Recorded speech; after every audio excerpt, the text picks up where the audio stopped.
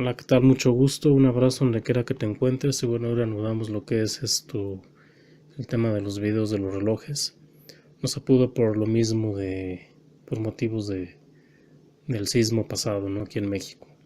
Y bueno, el tema de hoy va a ser respecto a lo que es la capacidad de los relojes o la impermeabilidad de los mismos, el famoso water resist o water resistant.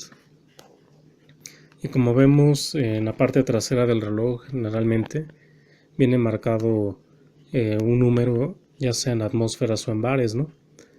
Y bueno, pues esto luego muchos se preguntan, y bueno, ¿eso a qué equivale o qué sé yo, ¿no? Primero pues hay que tomar en cuenta las dos normas, ¿no? Hay dos normas internacionales de fabricación. La primera norma es lanzada por los europeos, sobre todo los suizos. Como muchos relojes son made in Swiss o Swiss made. Generalmente el Swiss mega mucho y ellos sacan una norma y hay la norma internacional, que hay otra sobre lo que es la fabricación y la impermeabilidad de los relojes, ¿no? Pero vamos por partes, ¿no? Primero pues definamos que es una columna de agua, ¿no? O metro columna de agua, ¿no? Y vemos que es una unidad de precisión, una unidad de presión que equivale a la presión ejercida por una columna de agua por un metro de altura, ¿no? Entonces, bueno, un metro columna de agua equivale a 0.1 kilogramo fuerza sobre centímetro cuadrado, ¿no? También equivale a 9.806 pascales. Una atmósfera, pues, equivale a 10.33 metros columna de agua, ¿no? O un kilogramo sobre centímetro cuadrado es igual a 10 columnas de agua, ¿no? Entonces aquí viene mucho ruido, ¿no? Entonces, luego decimos, bueno, entonces, ¿a cuánto lo puedo sumergir, no? Sin ser más, eh, sin irnos a tantos números, ¿no? A tantas conversiones.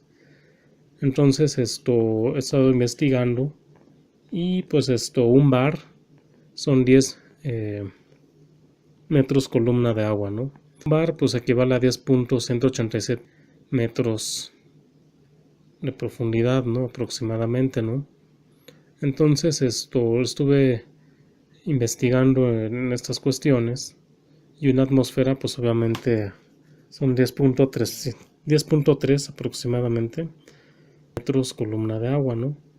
Entonces seguimos igual con el mismo problema, ¿no? Entonces a qué nos conlleva, ¿no? Pues bueno, hay que identificar dos cosas, ¿no? Que el reloj generalmente, independientemente del número que tenga, siempre hay que manejar como presiones relativas, ¿no? Esto para poderlo entender, nosotros estamos en una atmósfera. Si estamos nosotros sobre el nivel del mar, hay que sumarle una atmósfera al reloj de por sí. Si dice, por ejemplo, 10 o 100 metros o 10 bares, siempre hay que restarle una unidad, porque nuestra capa atmosférica ya pesa, ¿no? Entonces eso también lo está permeando el reloj. Entonces, por ejemplo, si decimos una profundidad de 20 metros, pues la presión hidrostática es de aproximadamente 2 bares. Entonces nuestra presión absoluta en el reloj va a ser de 3 bares, ¿no? Entonces, para entender esto, ¿verdad? 20 bares es igual a 20 kilogramos fuerza por centímetro cuadrado, ¿no? ¿Esto qué quiere decir, no? Si dice 10 bares, van a ser 100 metros de profundidad. Pero no son 100 metros de profundidad o 100 metros columna de agua. Esto se traduce a 10 metros de profundidad reales, ¿sí? Si dice 20, por ejemplo, si dice 20 bares o que es el equivalente a 200 metros, pues van a ser 20 metros de profundidad a lo cual tú te puedes sumergir en ese reloj, ¿sí? Pero por ejemplo, vamos a citar un ejemplo, ¿no? El clásico Casio que dice, o el clásico reloj de 100 metros. Le recorres un punto, un cero a la izquierda, y te va a dar 10 metros de profundidad. Pero no quiere decir que te sumerjas a 10 metros de profundidad real.